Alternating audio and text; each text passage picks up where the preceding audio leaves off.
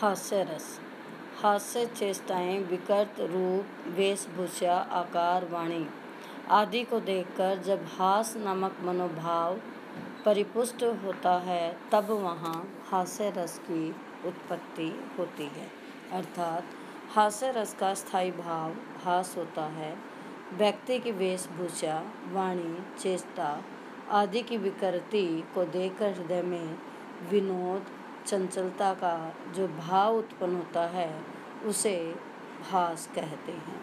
यही हास नामक स्थायी भाव, विभाव, अनुभाव और संचारी भाव से पुष्ट होकर जिस रस में परिणत होता है उसे हास्य रस कहते हैं। जैसे उदाहरण, एक मित्र बोले, लाला तुम किस चक्की का खाते हो।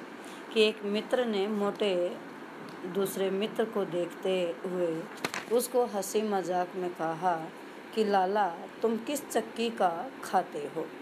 इतने महंगे राशन में भी तोंद बढ़ाए जाते हैं कि जब चारों ओर इतनी महंगाई बढ़ रही है उसके बाद भी तुम इतना महंगा राशन खा रहे हो और खा खा कर अपनी तोंद, अपना पेट बढ़ाए जा रहे हो। अर्थात यह सुनते ही या उस मोटे व्यक्ति को देखते ही मित्र के मन में हास्य रस की उत्पत्ति होती है। तो यहाँ आश्रय है मित्र, आलंबन है लाला जी, उद्दीपन विभाव है उसकी मोटी तोंद अर्थात मोटा पेट, और अनुभाव है मित्र का हंसना। संचारी भाव है हर्ष और उत्सुकता, अर्थात उन्हें खुशी हुई है और उत्सुकता हुई है इतनी महंगाई में कि जब चारों ओर इतनी महंगाई है उस महंगाई में भी यह मित्र अपनी तोंद बढ़ाए जा रहा है। अर्थात यहाँ हास्य रस की उत्पत्ति हुई है।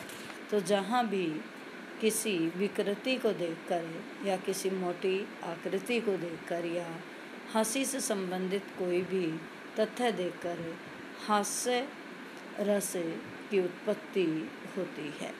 ऐसे ही अगर हम दूसरा उदाहरण लें, विंध्य के वासी उदासी, तपोवृतधारी महा बिनु नारी दुखारे, गौतम तिये तरी तुलसी सो कथा, सुनी भय मुनि वृंद सुखारे। हवै है शिला सब चंद्रमुखी, परसे पद मंजुल कंज तिहारे, किन्हीं भली रघुनायक जो, करुणा करी कारक को पगधारे। तो यहाँ आलंबन है विंध्याचल पर्वत के तपस्वी मुनि, उद्दीपन है शिलाओं को, चंद्रमुखी स्त्रियों में बदलने वाले राम का वन आगमन, अहिल्या के उद्धार की बात सुने मुनियों का खुश होना। संचारी भाव है हर्ष, उत्सुकता, अनुभाव है पाठक या आश्रय, स्थायी भाव है हास, और इस तरह यहाँ हास्य रस की उत्पत्ति हुई है कि उसने कहा कि ये सारी पर्वतें अगर अहिल्या औरत में बदल गई तो क्या होगा।